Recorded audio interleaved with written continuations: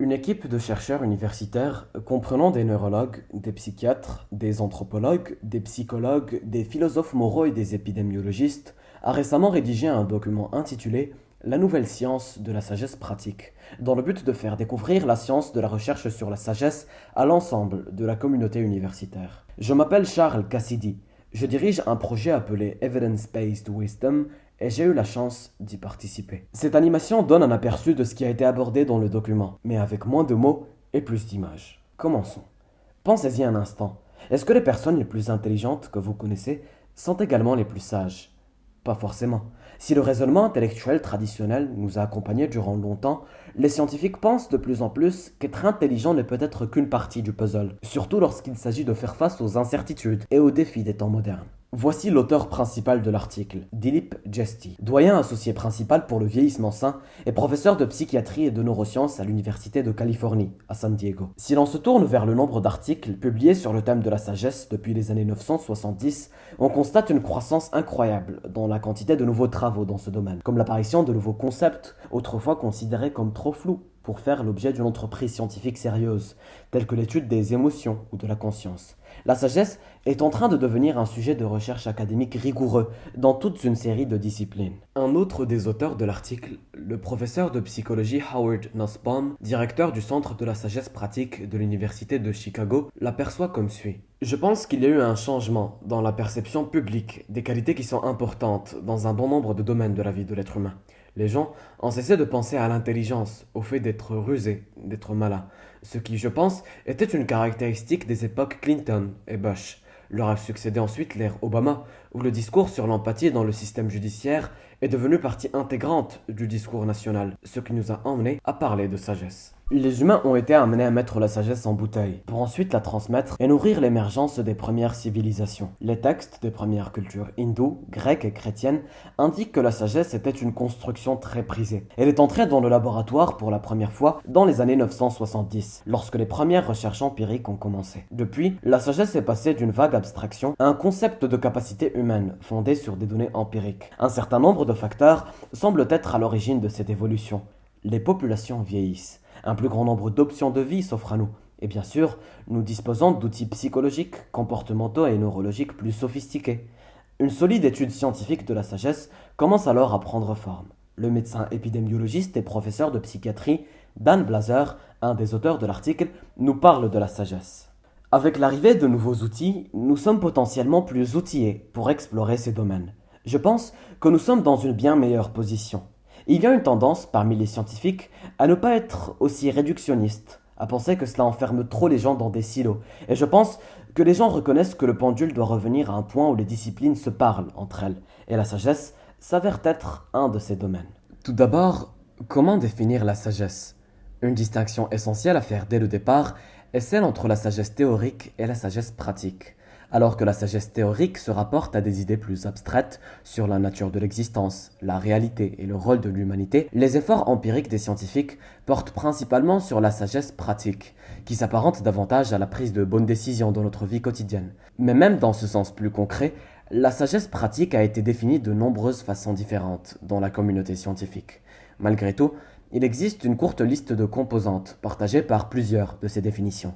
Cet article, en l'occurrence, propose que la sagesse soit un trait qui inclut la prise de décisions sociales, la régulation émotionnelle, les comportements prosociaux guidés par des capacités telles que l'empathie, la compassion, l'autoréflexion, l'acceptation de l'incertitude, l'esprit de décision et la spiritualité. Alors, comment mesure-t-on la sagesse? En fait, la sagesse se mesure souvent de la même manière que les autres constructions psychologiques, par des questionnaires d'auto-évaluation.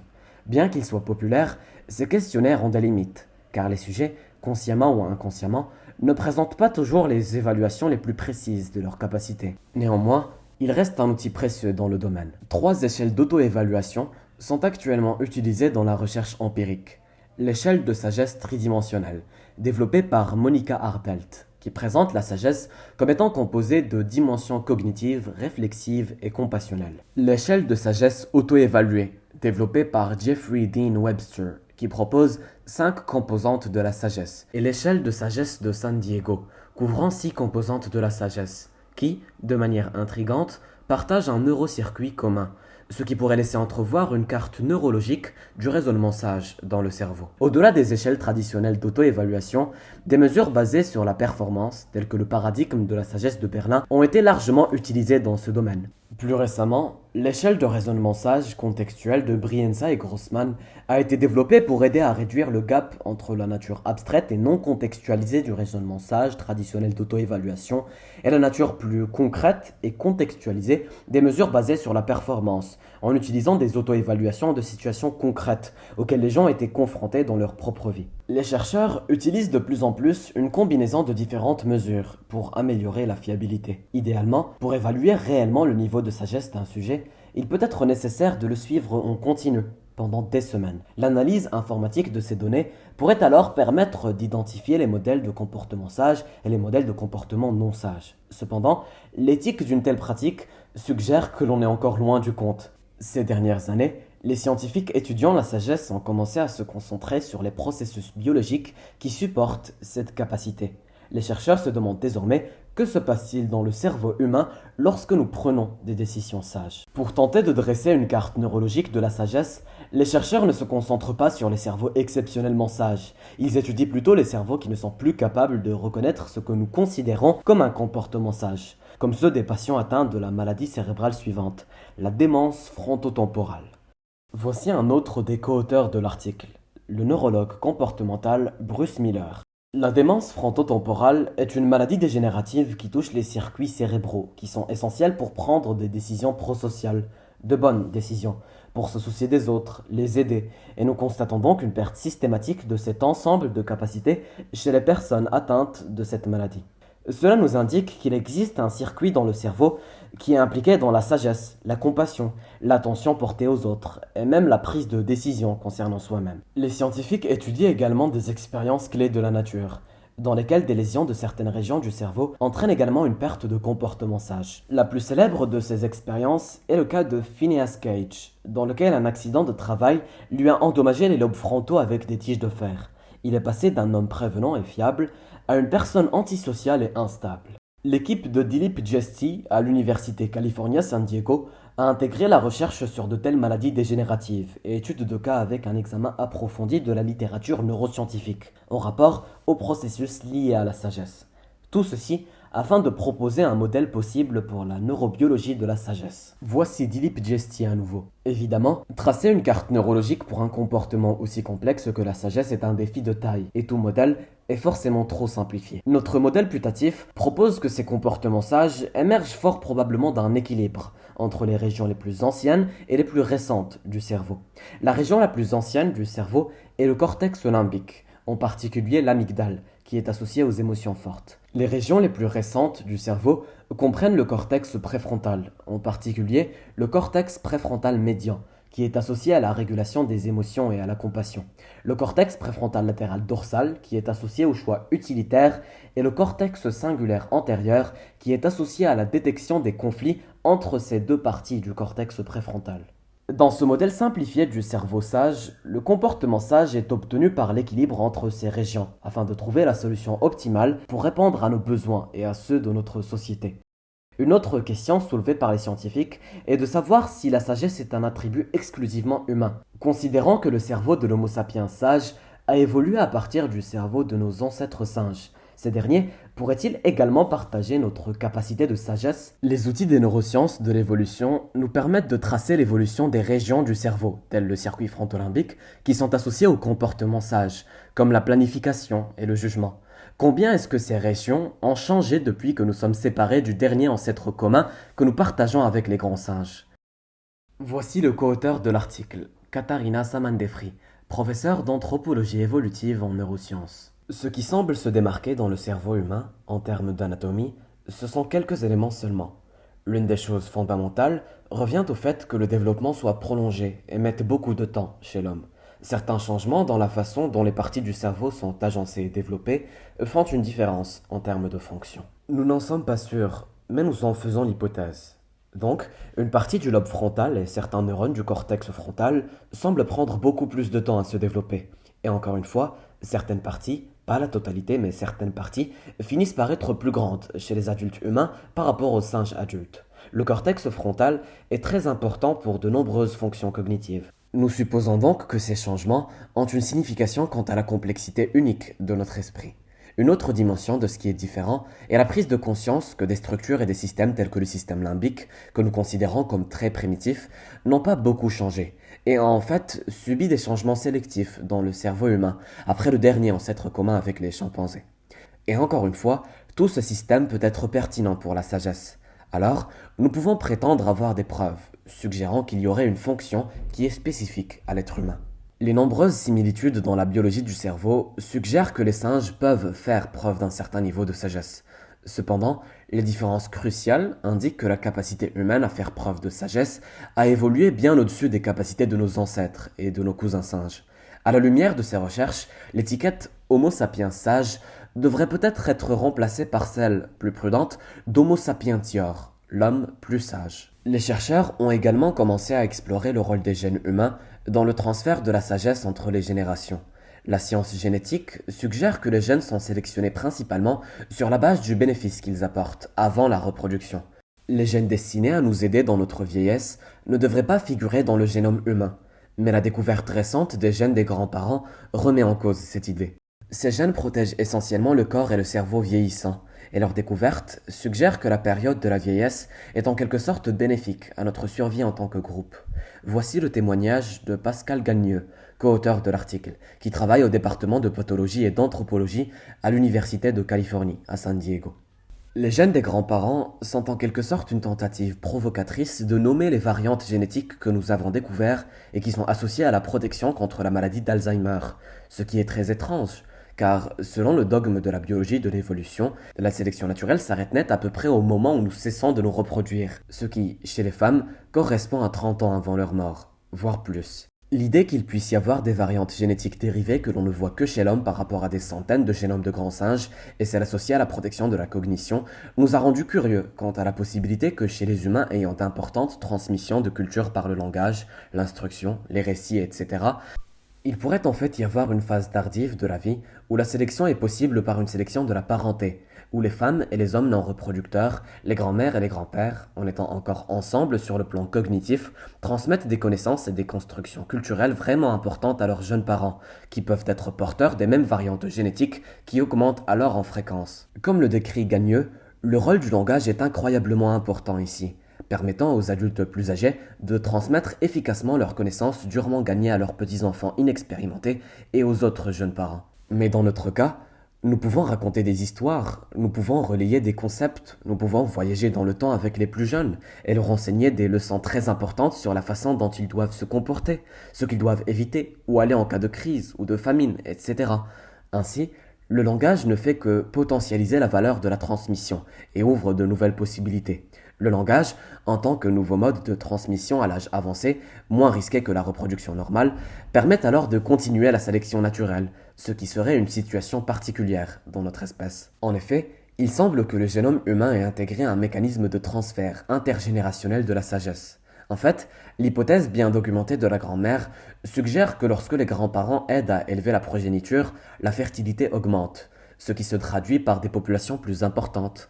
Rachel Kaspari, co-auteur de l'article et paléanthropologue, suggère que la résilience des populations pourrait être un facteur important dans l'émergence des traditions culturelles et de la sagesse collective. Plus précisément, ces recherches suggèrent que les populations ayant un taux plus élevé de personnes âgées par rapport aux jeunes ont en fait survécu pendant plus de générations avant de s'effondrer. Si vous prenez une population comme celle des Néandertaliens, où il y avait très peu d'adultes âgés en raison de la forte mortalité, ils devaient maintenir un taux de fertilité très élevé, et si ce taux n'était pas maintenu, la population disparaissait. Donc, une fois que vous avez des populations du Paléolithique supérieur qui vivent plus longtemps, les populations deviennent plus résilientes, permettent aux traditions culturelles d'être transmises pendant une période de temps beaucoup plus longue. Nous savons aujourd'hui que les Néandertaliens et les peuples de l'âge de pierre moyen en Afrique faisaient aussi occasionnellement ces choses très symboliques. Ils avaient aussi de l'art, donc ce n'est pas forcément une question de cognition, c'est une question de persistance. Les recherches menées dans les domaines de la génétique et de l'anthropologie montrent clairement qu'au niveau de la population, la présence de personnes âgées peut être bénéfique pour rendre nos communautés plus sages. Il y a ensuite, bien sûr, la question de la sagesse, du contexte et de la culture. Un modèle biologique de la sagesse suggérerait une cohérence dans le comportement humain. Dans le monde réel, nous constatons certaines incohérences dans la manière dont la sagesse est formulée à différents moments de l'histoire et dans différentes cultures, tout comme le processus d'évolution, qui est fondé sur la biologie mais interagit avec la culture. La sagesse semble également fondée sur des processus biologiques, qui interagissent ensuite avec différents environnements culturels. Cette interaction donne lieu à des différentes manifestations de la sagesse, qui ont à la fois un fondement commun et une saveur qui dépend de la culture. Au sein d'une culture donnée, les travaux récents d'Igor Grossman ont mis en évidence le pouvoir qu'a la situation, la capacité d'un individu à raisonner avec sagesse variant considérablement selon les scénarios. On peut donc se demander dans quel type de scénario nous sommes le plus susceptibles de raisonner de manière avisée. Voici à nouveau Howard Nussbaum. Le langage est fondamental pour ce que ça signifie d'être humain, et en tant que tel, je pense qu'il est essentiel à la sagesse. Donc, nous voyons des exemples comme l'autodistorsion d'Igor Grossman pour l'utilisation du langage. Si l'on parle à la première personne plutôt qu'à la troisième, on s'éloigne d'un problème sur le plan conceptuel, ce qui facilite la résolution de ce problème s'il s'agit d'un problème social. Si vous travaillez dans une langue étrangère, par exemple, cela vous éloigne du sens. C'est le travail de Vos Castar et Albert Costa qui vous éloigne à nouveau du problème. Et donc, cette notion de pouvoir prendre du recul et de l'autorégulation, le langage peut jouer ce rôle. Ces travaux suggèrent que le fait de prendre de la distance par rapport à un problème peut conduire à un raisonnement plus sage, et cela se fait plus facilement en présence d'autres personnes. Il semble que les décisions prises dans la solitude ne soient pas les plus sages. Les domaines de la psychologie et de la philosophie apportent tous deux des perspectives intéressantes sur la question redoutable du sens de la vie. Voici la philosophe morale et co-auteur de l'article, Candice Volger. J'étais surtout intéressé par l'empathie, car les conclusions de ce grand projet de recherche que nous venons d'achever montrent que l'égocentrisme est le plus gros problème. C'est ce qui permet à la vertu, au bonheur, au sens, de s'effondrer. C'est ce qui donne lieu à des circonstances dans lesquelles vous pouvez vous réveiller chaque matin et avoir l'impression que ce qui vous envahit, c'est cette vaste liste de choses à faire, et qu'il est vraiment difficile d'en voir l'utilité. Et parfois, vous persévérez, et d'autres fois, vous vous dites « Oh non, pas encore ». N'est-ce pas? Et nous avons pensé qu'avoir une attitude d'auto-transcendance, voir votre vie quotidienne comme un moyen de participer à un bien qui est plus grand que vous et les vôtres, était ce qui permettait à ces choses de se réaliser. Le dépassement de soi, c'est-à-dire le fait de ne plus penser uniquement à son petit soi, mais de se concentrer sur son grand soi, au-delà de ses préoccupations immédiates, a également été proposé par les chercheurs comme un élément central de la sagesse. Se connecter à quelque chose de plus grand que soi semble essentiel pour développer la sagesse dans la vie et trouver un sens à la vie elle-même. L'idée que la sagesse vient avec l'âge est profondément ancrée dans notre culture populaire. Des personnages tels que Yoda dans Star Wars et Gandalf dans Le Seigneur des Anneaux nous rappellent la sagesse des vieux. Mais la recherche soutient-elle une telle affirmation? Une étude réalisée en 2016 par l'Université de Californie à San Diego a révélé que si la santé physique décline effectivement avec l'âge, le bien-être mental semble s'améliorer de manière largement linéaire, de 20 ans jusqu'à 90 ans. En termes de santé mentale, vieillir signifie en effet être plus heureux. D'autres recherches, menées par la psychologue Laura Carstensen, soulignent également qu'à mesure que les gens vieillissent, le sentiment qu'il leur reste moins de temps les encourage à se concentrer sur des objectifs plus significatifs sur le plan émotionnel, ce qui améliore leur bien-être psychologique. Ces travaux suggèrent qu'en vieillissant, nous devenons plus heureux et nous nous concentrons sur des objectifs plus significatifs, ce qui peut nous inciter à prendre des décisions plus sages. Les chercheurs ont également étudié une autre croyance populaire, la croyance selon laquelle les défis et les traumatismes de la vie mènent inexorablement à la sagesse. Des recherches récentes, menées par Nick Westrat à l'Université de Toronto, suggèrent que cela dépend de la manière dont le traumatisme est traité. Si les événements négatifs font l'objet d'une réflexion exploratoire, cela peut conduire à des gains de sagesse.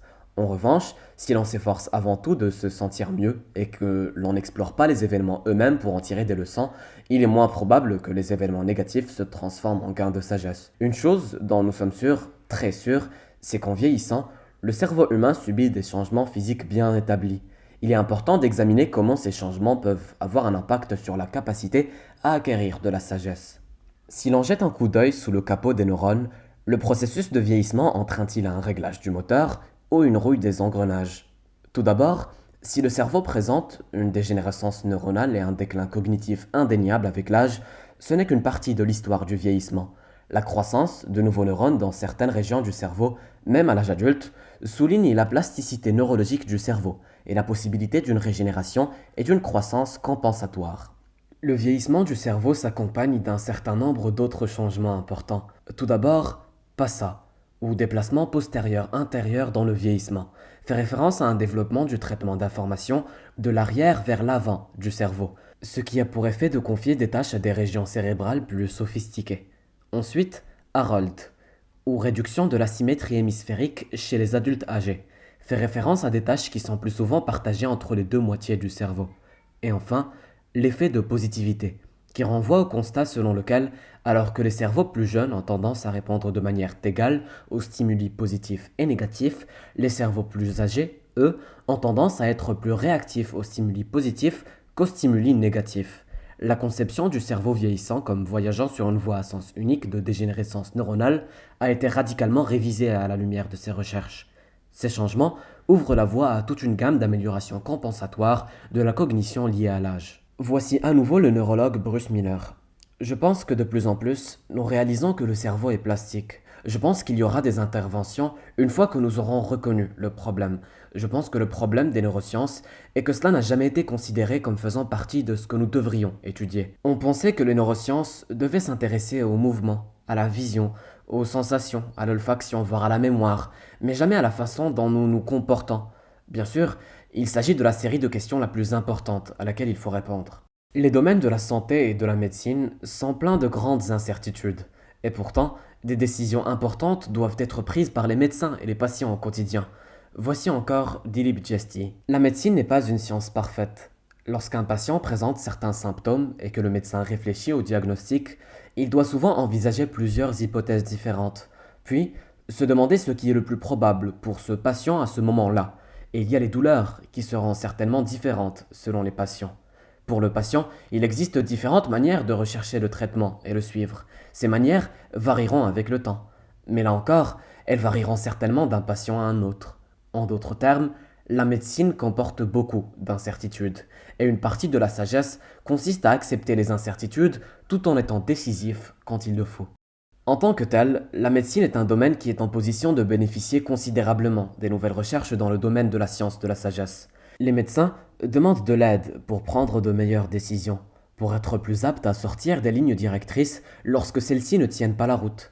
Les praticiens ont également commencé à accorder plus de considération aux aspects émotionnels de l'expérience d'un patient. Si les médecins doivent bien sûr maintenir une certaine distance émotionnelle avec leurs patients afin de fournir les soins les plus efficaces, la compassion devrait être un élément central de la formation médicale, plutôt que son inévitable victime. Voici encore Dilip Jesti. Je pense que l'empathie et la compassion sont essentielles à la sagesse. Un sociopathe ou une personne antisociale peut répondre à d'autres critères de sagesse, comme la régulation émotionnelle, l'esprit de décision, l'acceptation de l'incertitude, l'autoréflexion, mais cette personne ne sera jamais considérée comme sage, parce qu'elle est antisociale. Certains exemples notables de formation médicale basée sur la sagesse sont déjà en place et fonctionnent. Le projet Phronesis, par exemple, à l'Université de Virginie, a été lancé en 2014, dans le but de favoriser la sagesse chez les étudiants en médecine et de contrecarrer les impacts négatifs du curriculum caché parfois cynique. Ainsi, si ces recherches menées dans toute une série de disciplines universitaires sont très encourageantes, quels changements pratiques pouvons-nous apporter dans le monde réel? Comment pouvons-nous réellement rendre le monde plus sage? Tout d'abord, bien que ce ne soit pas une tâche simple, l'opportunité d'introduire une formation à la sagesse et à la compassion dans l'éducation professionnelle doit être prise au sérieux. Voici à nouveau Dan Blazer. La première étape pourrait consister à trouver des moyens d'introduire le concept dans le programme d'études. Je pense qu'une chose que nous admettons, c'est qu'à travers certaines pratiques, encore une fois je vais parler du point de vue de la médecine, il se peut que nous formions ces caractéristiques chez nos professionnels, au lieu de les encourager réellement. Alors, peut-être que l'une des premières étapes que nous pourrions franchir serait d'envisager une approche plus humaine, plus sensible, plus socialement intégrative pour être des professionnels qui aident les gens.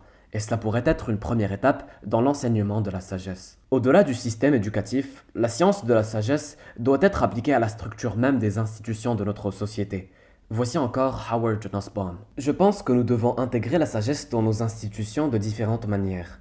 Par exemple, nous devons l'intégrer dans l'éducation. Les enseignants doivent être plus sages. mais nous devons aussi éduquer les étudiants à la sagesse, afin qu'ils puissent utiliser ces outils. Nous devons éduquer nos professionnels à la sagesse de certaines manières, afin d'éviter l'épuisement professionnel, d'améliorer la prise de décision et les performances. Les institutions elles-mêmes peuvent faire preuve de sagesse, en utilisant des approches telles que la politique des coups de pouce, pour aider les membres d'une institution à devenir plus sages dans leurs propres actions, même si, eux, ils n'y pensent pas comme à la sagesse. De tels changements dans l'éducation, la formation professionnelle et la structure institutionnelle pourraient contribuer à transformer notre société d'une société qui valorise la richesse matérielle à une société qui valorise la sagesse. Je pense que l'un des grands problèmes reste l'éducation à la sagesse. La société ne comprend pas et n'apprécie pas complètement la sagesse.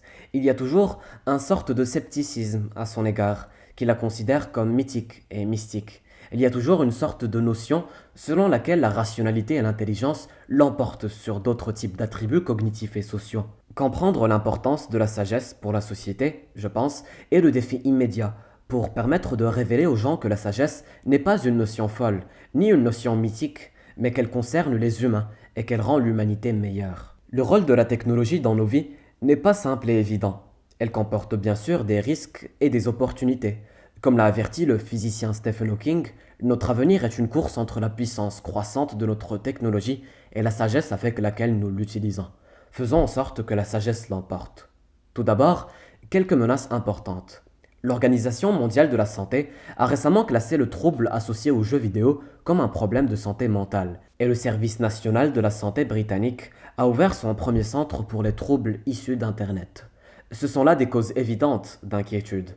En termes de points positifs, la technologie semble offrir un bon nombre de nouvelles possibilités, concrètes et bienveillantes. Des quantités sans précédent de données médicales peuvent être désormais collectées grâce aux technologies portables. Ces vastes mines de données peuvent être analysées à l'aide de l'intelligence artificielle et du machine learning, révélant potentiellement des données médicales inédites.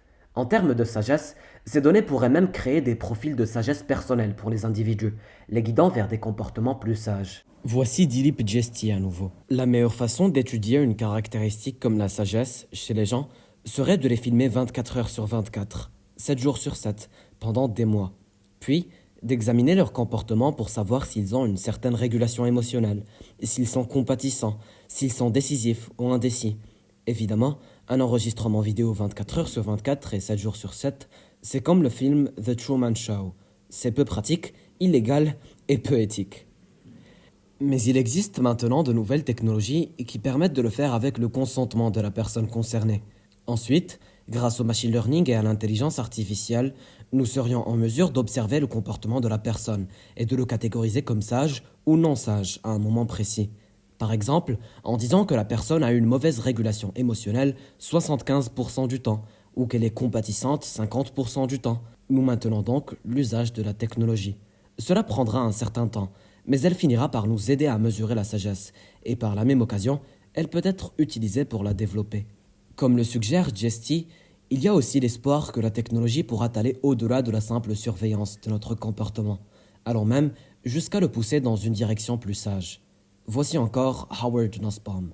La technologie peut également aider un individu à savoir comment il se sent, à contrôler son humeur, à changer sa façon d'aborder un problème. Ainsi, de l'individu à la société, la technologie peut s'avérer très positive pour promouvoir la sagesse. Une autre recommandation pratique soulignée dans le document serait l'introduction d'un indice de sagesse au niveau national. En 1972, la nation du Bhoutan, frustrée par la portée limitée des mesures standards au niveau national, a introduit l'indice de bonheur national brut. En utilisant ce dispositif pour guider les décisions politiques, il a cherché à déplacer la priorité de la richesse matérielle vers le bonheur. Est-ce qu'une approche similaire pourrait fonctionner pour encourager une orientation nationale vers la sagesse ? Le développement d'un tel indice serait bien sûr un défi, mais un tel outil serait inestimable pour accroître l'attention portée à la sagesse dans les sociétés du monde entier. Des recherches scientifiques récentes dans un large éventail de domaines suggèrent que la science de la sagesse pratique n'est pas une construction floue, mais plutôt un domaine fondé sur l'expérience, qui est mûr pour une croissance rapide. L'accumulation de connaissances scientifiques au cours des 200 dernières années a conduit certains à qualifier la période moderne d'ère de l'information. Il est nécessaire que la société aille au-delà de la simple information et entre dans une nouvelle ère de sagesse. Pour lire la version intégrale de l'article intitulé The New Science of Practical Wisdom, rendez-vous dans le numéro du printemps 2019 de Perspectives in Biology and Medicine, produit par Johns Hopkins University Press. Pour plus d'informations et pour en savoir plus sur la nouvelle science de la sagesse pratique, visitez le Centre de vieillissement sain de l'Université de Californie-San Diego, le Centre de la sagesse pratique de l'Université de Chicago et evidencebasedwisdom.com.